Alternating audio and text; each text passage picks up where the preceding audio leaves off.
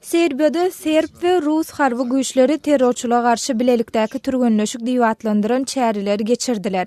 Belgradyň golaýyna geçirilen bir günlük türgenleşikleriň dowamında 200-den gowrak Rus desanty, Serb harby birikmeleri, Guriyer goşunyň harby tehnikasy da hem gatnaşdy. Ekspertler muny etmek bilen Russiýa Ýewropada henisem öz ýaranlarynyň bardygyny äşär etmäsi inanşýar diýerler.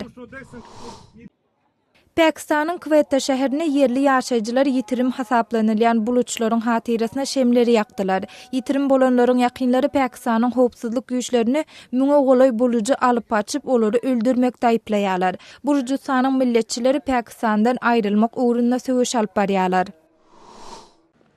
Täjikistanyň paýtagty Duşanbede bütün dünýä diabetler gününe gawatlanyp, endokrinologiýa keselhanasyna ýürüýte çäre geçirildi. Halkara guramalary we donorlary diabetden ejir çeken çağlar üçin ýürüýte şaglan gurnadylar.